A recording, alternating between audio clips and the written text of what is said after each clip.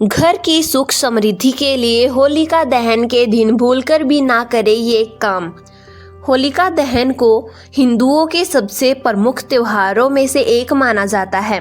मान्यता है कि घर की सुख शांति बनाए रखने के लिए इस दिन कुछ काम करने से बचना चाहिए।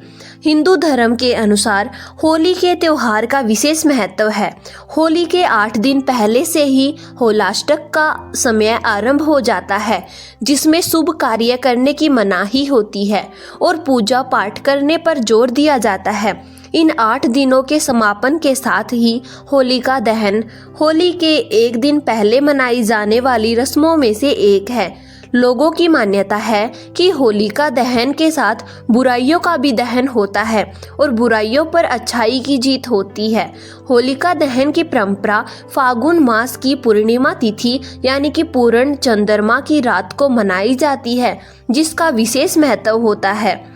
इस वर्ष होलिका दहन 24 मार्च को मनाया जाएगा। कई ऐसे काम हैं जो होलिका दहन के दिन करने से हमें बचना चाहिए, अन्यथा जहां एक ओर धन धान्य की हानि हो सकती है, वहीं घर में रोग भी आते हैं। आइए जाने इस दिन किन कामों से पूरी तरह से बचना चाहिए। किसी को पैसे उधार ना दें। यदि आप धन वृद्धि की कामना करते हैं तो होलिका दहन के दिन कितनी भी बड़ी परेशानी क्यों ना हो, किसी को भी पैसे उधार लेने और देने से बचना चाहिए। ज्योतिष के हिसाब की मान्यता के अनुसार होलिका दहन के दिन पैसों का लेन देन करने से धन हानि होती है। मांस मदिरा का सेवन ना करें।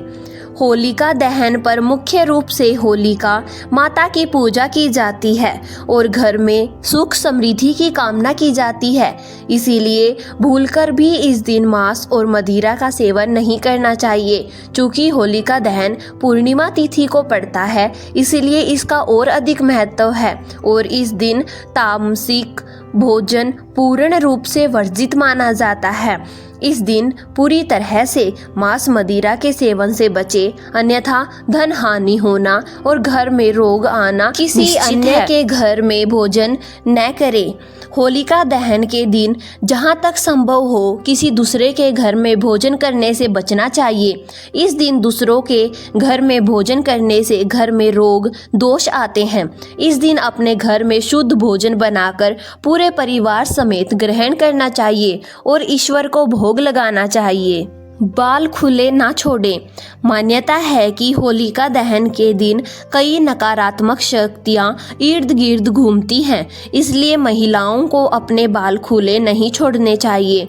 होलिका दहन के पूजन के समय कभी भी बाल खुले ना छोड़ें, अन्यथा नकारात्मक शक्तियों के वास घर में होता है। गर्भवती महिलाएं ना करें होलिका की परिक्रमा। होलिका दहन के दिन गर्भवती महिलाओं को होलिका की परिक्रमा नहीं करनी चाहिए। ऐसा करना गर्भ में पल रहे शिशु के स्वास्थ्य के लिए अच्छा नहीं होता है। आमतौर पर गर्भवती स्त्री का अग्नि की परिक्रमा लेना वर्जित माना जाता है। नवविवाहित स्त्रियां ससुराल में ना देखें होलिका दहन।